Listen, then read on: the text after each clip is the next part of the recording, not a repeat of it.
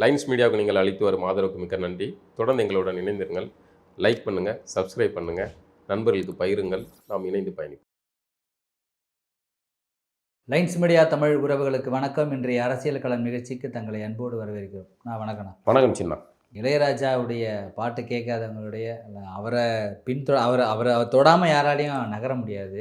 So இன்றைக்கி இளையராஜா ஒரு வழக்கு தொடுத்ததில் அவருடைய புகைப்படங்கள் அவர் சம்மந்தப்பட்டது எதுவும் என்னுடைய அனுமதி பெறாமல் நீங்கள் பயன்படுத்தக்கூடாதுன்றத வழக்கு தொடுத்தார். அதில் நீதிமன்றமும் அது அவர் சொன்னது தான் செஞ்சுருக்கணும். இதை தொடர்ந்து ஏன் இளையராஜாவுக்கு இந்த தேவையில்லாத வேலை அப்படின்னு நிறைய பேர் விமர்சனம் பண்ணுறாங்க. அது நிறைய பேருக்கு புரியல. நீங்கள் இன்னொரு வீடியோவும் போட்டிருக்கோம். நம்ம ஏற்கனவே அது என்ன சொல்லுவாங்கன்னா, அந்த மரங்கள் அமைதியாக இருந்தாலும் காற்றுகள் விடுவதில்லைங்கிற மாதிரி இளையராஜா சும்மா இருந்தாலும் அவரை சுற்றி ஏதாவது சர்ச்சைகள் ஓடிக்கிட்டே இருக்குது.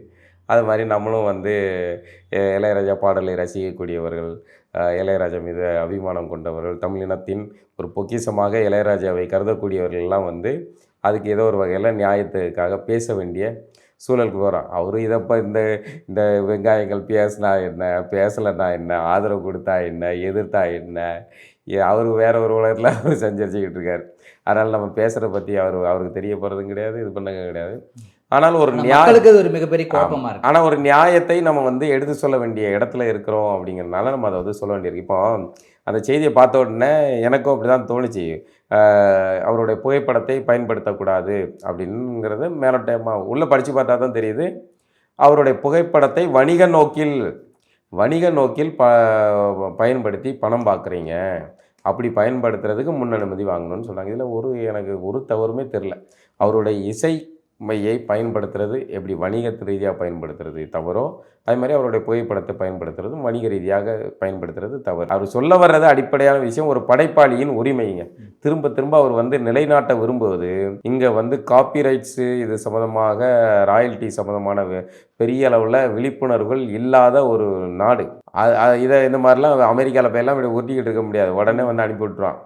சரியா? இங்கே அதை பற்றின விழிப்புணர்வு இல்லை. அதனால் அதை ஒரு முன்னத்தியராக ஒருத்தர் செய்யும்போது பலராலும் அவர் எள்ளி நகையாடவும் விமர்சனத்துக்குரியதாகவும் இயல்ச்சியாக பேசுவதற்கும் வாய்ப்பு இருக்குது. இப்போ நம்ம இந்த உரையாடல்லையுமே கூட இதை நம்ம இவ்வளோ தெளிவாக விளக்கமாக சொன்னாலும் கூட புரியாமல் கீழே ஒரு 4-5 பேர் கமெண்ட் போட தான் செய்வாங்க. இல்லை, இதில் என்ன நிறைய பேருக்கு இதில் ஒரு சந்தேகத்தை கிளப்புறது எங்கே வரும் அப்படின்னா, இளையராஜா ஒரு படத்துக்கு இசை அமைக்கிறாரு வச்சுங்க. இசை அமைக்கிற இடத்துல ஒரு ப்ரொடியூசர் தயாரிப்பாளர்கிட்ட ஒரு பணத்தை வாங்கிட்டாருங்க. அதுக்கும் இதுக்கும் சம்மந்தம் இல்லை. அவர் படத்தை மியூசிக் பண்ணி கொடுத்துட்டாரு. ஆனால் திரும்பவும் அந்த பாட்டுக்கான கிளைமை ஏன் அவர் கேட்குறாரு? அதுதான் பணம் வாங்கிட்டாரு. அப்போ அவருக்கு தானே அது சம்மந்தம்ன்றதா எல்லாருடைய அது என்ன, அதான் படைப்பு சார்ந்த விஷயங்களுடைய உரிமை என்ன அப்படிங்கிறத பற்றி புரிதல் இல்லாதனால வர்ற சிக்கல். இப்போ இசையமைக்கிற இளையராஜா அவருடைய மொத்த இதுக்கும் அவர் உரிமையாளர் ஆகிறார். அதில் பாடல் எழுதிய கவிஞருக்கும் உரிமை உண்டு. அது ஒரு படைப்பு சார்ந்ததாக மாறி மற்றவர்கள்லாம் இளையராஜாவால் ஒருங்கிணைக்கப்பட்ட வேலையாட்கள், பணியாட்கள். இளையராஜா நோட்ஸ் கொடுக்கார், அந்த நோட்ஸை வாசிக்கக்கூடிய இசைக்கலைஞர்கள், இளையராஜா ராகம் சொல்லி கொடுக்குறார், அதன்படி பாடி கொடுக்கக்கூடிய பாடகர்கள், இவர்கள்லாம் ஆர்கனைஸ் பண்ணுறாரு. ஆனால் கவிஞர் அப்படிங்கிறவர் அவர் ஒரு படைப்பாளி ஆகிறார். அவர் பாடல் வரியை அவருடைய கற்பனை திறன் பயன்படுத்தி அவர் எழுதுகிறார். அதனால் அவர் கவிஞருக்கும் அந்த ராயல்ட்டியில் பங்கு உண்டு, உரிமை தொகையில் பங்கு உண்டு. இவ்வளோ நாள் அது இல்லை என்றாலும் கூட அது கொடுக்க வேண்டியது நம்ம கவிஞர்களின் இடத்திலிருந்து, அது பாடலாசிரியர்களின் இடத்திலிருந்து அது நம்ம கேட்குறோம். பாடலாசிரியர் கேட்கவில்லை, அவருக்கு அது விருப்பம் இல்லை, அல்லது அது தேவையில்லை, அல்லது அவருக்கு அது பற்றின புரிதல் இல்லை அப்படிங்கிறதுனால இன்னொருத்தர் கேட்கக்கூடாதுன்னு நம்ம சொல்ல முடியாது. இப்போ இளையராஜா ஒரு திரைப்படத்துக்கு இசையமைக்கிறார் அப்படின்னா அந்த திரைப்படம் அந்த படத்தில் பயன்படுத்துவதற்கு மட்டும்தான், அதுக்கு மட்டும்தான் அக்ரிமெண்ட் போடப்படும். அந்த படத்தில் அந்த வடிவத்தில் அது பயன்படுத்துறதுக்கு. அதன் பிறகு அவர் அந்த படத்தை, கதையை ஒரு மும்பையில் இந்தி படத்துக்கு ஒரு நிறுவனத்துக்கு விற்கிறார் அப்படின்னா அந்த நிறுவனத்துக்கு விற்கும்போது இந்த இசை விற்கப்படுமானால் இந்த படமாக அவர் மொத்தமாக அவர் தான் ப்ரொடியூஸ் பண்ணியிருக்கலாம். ஆனால் அது ஒரு படைப்பாக மாறும்போது அங்கே அவர் வேறொரு நிறுவனத்துக்கு வணிகமாக மாறுது. அவர் ஊராக கொண்டு போய், நான் எல்லா கோயில் தெருவுலையும் போய் ஊராக திருவிழாக்களில் இலவசமாக திரைப்படங்கள் போடுறாங்கன்னா அது பிரச்சனை கிடையாது. ஆனால் அடுத்து அது ஒரு சந்தையாக மாறுது. அப்படி சந்தையாக மாறும்போது அங்கே படைப்பாளிக்கு உரிமை அப்படிங்கிற ஒரு இடம் வருது. இயக்குனருக்கு அதில் இயக்குனர் கேட்கணும். இயக்குனர் அதுக்கு அவர் கதை அவருடையதாக இருந்தால் அவர் கேட்க தான் செய்வார். ஏங்க அவனுடைய வயிறு பசிக்கு அவன் தாங்க குரல் கொடுக்கணும். மற்றவன் அமைதியாக இருக்காங்கிறதுக்காக நான் அமைதியாக இருக்க முடியாங்க. இப்போ நான் வந்து ஒரு பத்திரிகைக்கு கார்ட்டூன் வரைஞ்சி கொடுக்குறேன்னு வைங்களேன். அந்த பத்திரிகையில் அந்த வாரத்தில் அந்த கார்ட்டூன் இடம்பெறுது. எனக்கு மாத ஊதியம் கொடுக்குறாங்க. இல்லைன்னா அந்த கார்ட்டூனை பயன்படுத்துறதுக்கு ஒரு ஊதியம் கொடுக்குறாங்கன்னு வைங்களேன். அந்த ஊதியத்தை நான் வாங்கிட்டேன். சரியா? எனக்கும் அந்த பத்திரிகைக்கும் இது முடிஞ்சு. இதன் பிறகு அந்த பத்திரிகை என்னுடைய கார்ட்டூன்களை எல்லாம் எடுத்து தொகுத்து தனியாக ஒரு ஓடிடி நிறுவனத்துக்கு கொடுக்குறாங்க, இல்லைன்னா ஒரு கட்சிக்கு விற்கிறாங்க அப்படின்னு வைங்களேன். அந்த பத்திரிகை அதை விற்க முடியாது. ஏன்னா அந்த பத்திரிகை அந்த இதை வேறொரு இடத்துக்கு வணிகமாக மாறுது. சரியா? அப்போ அந்த வணிகமாக மாறும்போது அந்த கட்சி நிறுவனம் அந்த காசு கொடுத்து வாங்குறாங்கன்னா அந்த காசில் பங்கு படம் வரைஞ்ச கார்ட்டூனிஸ்ட்டுக்கு ஒரு பங்கு வரணும். இதுதான் உரிமை. இப்போ வந்து ஒரு எழுத்தாளர் கதை எழுதுகிறார், ஒரு பத்திரிகைக்கு கதை எழுதிவிட்டார். அந்த கதையை வந்து பரிசு 1000 ரூபாய் சன்மானம் கொடுத்துட்டாங்க, முடிஞ்சு போச்சு. இப்போ அந்த கதையை வந்து அந்த பத்திரிகை நிறுவனம் வந்து தன்னிச்சையாக ஒரு புத்தகமாக போட்டு வெளியிடலாம்னா முடியாது. அந்த காசு கொடுத்து வாங்கிட்டாங்கல்ல, அது காசு கொடுத்து வாங்கினது அந்த பத்திரிகையில் அந்த 4 பக்கத்தில் பயன்படுத்துறதுக்கு மட்டும்தான். இந்த எளிய விஷயம் வந்து இன்னும் புரியலை. அதாவது அந்த மக்களை குறை சொல்ல முடியலன்னா குறை சொல்ல முடியும். ஏன்னா இது வந்து புது விஷயம். எப்படி இப்போ ஓடிடி அப்படின்னு ஒரு பிளாட்ஃபார்ம் வருது, யூடியூபுங்கிற ஒரு பிளாட்ஃபார்ம் வருது, ஃபேஸ்புக்குன்னு இந்த மாதிரி சோசியல் மீடியாவில் வருது. நம்ம ஒரே படத்தை வெவ்வேறு இதில் பார்க்கணும்னா தனித்தனியாக காசு கொடுக்கணும். இப்போ வந்து நீங்கள் ஓடிடி நெட்ஃப்ளிக்ஸ்காரன் உங்களுக்கு ஃப்ரீயாக படம் போட்டு காட்டுறானா? அமேசான்காரன் ஃப்ரீயாக படம் போட்டு காட்டுறானா? டிஸ்னிகாரன் ஃப்ரீயாக படம் போடுறானா? இல்லைல்ல, அவன் காசு வாங்குறான்ல. அப்போ அந்த காசு வாங்கும்போது அவன் இளையராஜா குறித்து அல்லது பாலா குறித்து சின்னா குறித்து ஏதோ ஒரு டாக்குமெண்ட்ரி அவன் அங்கே ஒளிபரப்புறான்னா அந்த டாக்குமெண்ட்ரி எடுத்த இயக்குனருக்கோ அல்லது அதுக்கு சொந்தக்காரங்களுக்கோ அவன் படம் கொடுக்கும். அப்போ அந்த பணம் கொடுக்குறான்னா அவன் வேற ஒருத்தண்ட வாங்குறான் அப்படின்னா அந்த வேற ஒருத்தண்ட வாங்கும்போது இவர்களுக்கு எவ்வளோ பங்கு உண்டோ, பர்சன்டேஜ் எவ்வளோ உண்டோ அதை கொடுக்க வேண்டும். இதுதான் இது. இதில் இளையராஜா இந்த இசையை பயன்படுத்துகிற, இந்த வணிக நோக்கில் பயன்படுத்துகிற, அவருடைய இசையை வைத்து பெரிய கான்செர்ட்டுகள் நடத்தி பணம் பார்க்குற அந்த நிறுவனங்களிடம் மட்டும்தான் இளையராஜா பணங்க. இந்த எளிய விஷயம் பலருக்கும் பொது தளத்தில் புரியலை. அவங்க என்ன நினைக்கிறாங்கன்னா, என்னடா இது வந்து இளையராஜா நம்ம வாழ்வோட கலந்துட்டார், நம்ம எல்லாருடைய நல்லது கெட்ட சுகத்துக்கும் எல்லாத்துலேயுமே இளையராஜா இருக்கார். காலைல முழிச்சா இரவு தூங்குற வரைக்கும் இளையராஜா எங்கே இருந்தோ எப்போதோ வந்துட்டு போயிட்டு அப்படி ஒரு தாலாட்டு பாடிட்டு போய்கிட்டே இருக்கார். அந்த மனுஷனுக்கு நம்ம வந்து இப்படி ஒரு உரிமை குரல் எழுப்பணுன்னா நமக்கு வந்து என்னடே நம்ம பணம் கொடுக்கணும் இல்லை. அவர் உங்கள்கிட்ட பணம் கேட்கவே இல்லை. அவரை வச்சு இன்னொருத்த பணம் பார்க்குறான்ல. ஒரு சன் மியூசிக்கு இளையராஜா பாடலை போட்டு பணம் பார்க்குறான். சன் மியூசிக் இளையராஜா பாடல் இல்லை, சன் மியூசிக் எதை வச்சு ஓடும் சொல்லுங்களேன்? வெறும் விளம்பரதாரர்கள் வந்து சன் மியூசிக்னு சேனல் ஆரம்பிச்சிருக்கா கலாநிதி மாறன் நாங்கள் விளம்பரம்னு கொடுப்பானா? அவன் ஊடையில் போடுறான், இளையராஜா பாடல் ஓடுது, ஏஆர் ரஹ்மான் பாடல் ஓடுது, இவன் பாடல் ஓடுது. இந்த பாடல் கேட்குற ஆடியன்ஸ் இருக்கிறாங்க. அப்போ அவங்க கொடுக்குறது பாடலுக்காக தான் கொடுக்குறாங்க அந்த விளம்பரம். ஆமாம். அப்போ அதை பார்க்கும்போது அதை கேட்கும்போது பார்க்குற பார்வையாளர் எண்ணிக்கை இருக்குது. இன்றைக்கி ஒரு எஃப்எம் இருக்குது, எஃப்எம்மில் வந்து இளையராஜாவுடைய நிகழ்ச்சி இருக்குது, வெறும் ஆங்கர் மட்டும் பேசிக்கிட்டே இருக்க சொல்லுங்களேன் பார்ப்போம், எவன் கேட்கான்னு பார்ப்போம். ஊடல் பாடல் முடித்த உடனே ஒரு பாடல் போட்டிங்களே, பாடலுக்கு நடுவில் அதுக்கப்புறம் திரும்ப ஒரு விளம்பரம் போடுறீங்களே, இது எல்லாமே என்ன ஓசிலே பண்ணுறீங்க நீங்கள்? எஃப்எம் வந்து விளம்பரதாரர்கள்ட்ட காசு வாங்காமல் இலவமாக போடுங்களேன், அதெல்லாம் செய்யலைல்ல. அப்போ அந்த இடத்துல இந்த பாடலை நீங்கள் ஒளிபரப்புறதுக்கு அதுக்கு ஒரு ராயல்ட்டி கொடுக்க வேண்டியிருக்கும். ஒரு கால மாற்றத்தில் ஒரு புதிய புதிய வடிவங்கள் வரும். நம்ம அந்த காலத்தில் வந்து வெறும் பத்திரிகை மட்டும்தான் இருந்துச்சு. இன்றைக்கி சமூக வலைதளங்கள் வருது, சமூக வலைதளங்களில் விளம்பர வருவாய்கள் வருது, அதில் வந்து ஒரு பெரும் வணிகம் மாறுது. அன்றைக்கி ஒரு பாடலை கோயில் கச்சேரிகளில் மட்டும் பாடிக்கிட்டு இருந்தாங்க, பட்டிமன்றம் இந்த மாதிரி கச்சேரிகள் நடந்துக்கிட்டு இருந்துச்சு. அது கோயில் திருவிழா கேட்கல, ஒரு பெருசு இல்லை. இப்போவுமே இளையராஜா அங்கெல்லாம் கேட்கல. அந்த இசைக்கலைஞர்களுக்காக தான் இளையராஜா வந்து இந்த இதை எழுப்புறாரு. அவங்களுடைய இசை சங்கத்துக்காக தான் அவர் இந்த உரிமை குரலை பேசுகிறார். அந்த இவருடைய கிடைக்கிற ராயல்ட்டி தொகையில் இதை தான் நான் கேட்க வந்தேன். இப்போ இவருடைய சந்தேகம் என்னவா இருக்குன்னா, இளையராஜா இவ்வளோ நாள் இந்த பாடல் மியூசிக் நிறைய பண்ணி நிறைய சம்பாதிச்சுட்டு இருப்பார், நிறைய கோடி கணக்கில் சொத்து இருக்கும், பாண்டி பசாரில் அவருக்கு வீடு இருக்குது, நிறைய இருக்குது. இருந்தாலும் இது மாதிரி ஒரு அல்ப விஷயமா எதுவும் பணத்துக்காக இல்லை, இதுதான் இது புரிதல் இல்லாததோடைய இது அல்ப விஷயம். அல்லது நான் பெரும் பணக்காரன் கோடீஸ்வரன் என்கிட்ட நிறைய சொத்து பத்து இருக்குது, அது சம்மந்தப்பட்டதே இல்லை நண்பர்களே. இது வந்து உரிமை சார்ந்தது, ஒரு படைப்பின் உரிமை சார்ந்தது. ஒரு படைப்பு பொது வெளிக்கு வந்துட்டனால அது எல்லாருக்கும் சொத்துன்னு ஆகாது. ஒரு சுஜாதாவுடைய கதையை நான் வந்து ஆனந்த விடனில் படிச்சுட்டதுனால நான் ஆனந்த விடன் புத்தகத்தை வந்து 30 ரூபா கொடுத்து வாங்கியிருக்கேன்.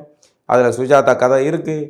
அதனால் நான் வந்து சுஜாதா கதையெல்லாம் வரிசையாக ஒரு வருஷத்துக்கு வந்த கதையெல்லாம் தொகுத்து இப்போ ஆனந்த விகடன் நான் 30 ரூபாய்க்கு வாங்கியிருக்கேன். சரியா? அதில் சுஜாதா கதை வாரம் வந்திருக்கு. 30 ரூபா கொடுத்து காசு கொடுத்து வாங்கியிருக்கேன். சரியா? அப்போ அந்த சுஜாதா கதை எனக்கு சொந்தம். அப்போ ஒரு 10 கதை சுஜாதா கதையெல்லாம் எடுத்து நான் ஒரு பைண்டிங் போட்டு அதை ஒரு பிரிண்டிங்கில் கொடுத்து பிரிண்ட் புத்தகமாக போட்டு நான் வந்து நான் விற்கிறேன். விற்க முடியுமா? முடியாது. அது விற்கக்கூடாது. அது சட்டப்பூர்வமாக தவறு. அதே வடிவம் தான் இசைக்கும் நடக்குது. சரிங்களா? இதை வந்து நம்ம வணிகமாக செய்கிற இடத்துக்கு தான் இளையராஜா அந்த கோரிக்கையை வைக்கிறோம். இதை தான் நம்ம அந்த தனி வீடியோலையும் பேசணும். இப்போ அந்த புகைப்பட சர்ச்சையிலையும் வந்து சொல்கிறான், அவருடைய புகைப்படத்தை பயன்படுத்தி ஒரு டி சீரிஸ் நிறுவனமோ ஏதோ ஒரு நிறுவனமோ வந்து இந்த இதை வணிகமாக பண்ணுறாங்கல்ல, அந்த வணிகம் பண்ணுறதுல நீ பங்கு தொகை கொடு அப்படிங்கிறது ஒரு படைப்பாளியின் உரிமை. இந்த இடத்துல நாம் பார்வையாளர்கள், நம்ம இசை ரசிகர்கள் வந்து நாமெல்லாம் அந்த வணிக நிறுவனத்துக்கும் இளையராஜாவுக்கும் நடக்க மோதலில் நாம் அமைதியாக இருக்கணும். அல்லது ஒரு படைப்பாளியின் உரிமை பக்கம் என்னன்னா இளையராஜா பக்கம் இருக்கணும்.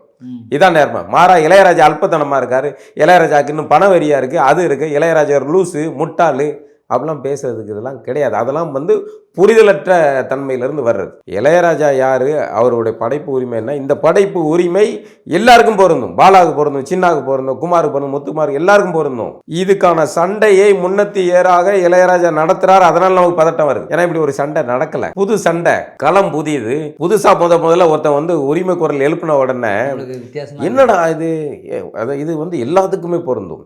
ஒரு தமிழினம் ஈழத்தில் வந்து ஒடுக்கப்படுறாங்க, அங்கே வந்து உரிமை குரலாக ஒருத்தன் வந்து எழுப்பி நின்று ஒரு சின்ன பையன் வந்து கிளம்பி வரலாற்று சிறப்பு மிக்க ஒரு பெரும் வரலாற்று நாயகனாக மாறி நிற்கிற சூழல் வருதில்ல.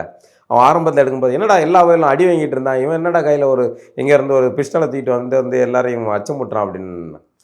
எல்லாரும் அடி வாங்கிட்டு தான், இவனும் அடி வாங்க வேண்டியது தானே. சீமானுக்கு இருந்து எல்லா பயிலும் திராவிடத்தை ஏற்றுக்கிட்டா என்னடா சீமான் வந்து புதுசாக வந்து திராவிடர்கள் வேறு தமிழர்கள் வேறு, நாங்கள் தமிழர்கள் தனி, திராவிடம் டுபாக்கூர் பெரியாரே மண்ணு தானெலாம் பேசுகிறான்.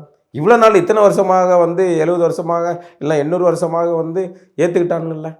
இப்போ என்ன புதுசாக இந்த முதல் சலசலப்பு இருக்குல்ல, அந்த உரிமை குரலை எழுப்புறவன், ஆதிக்கத்தை கேள்வி கேட்குறவன், இது ஒரு சாதி இதுக்கும் பொருந்தும்.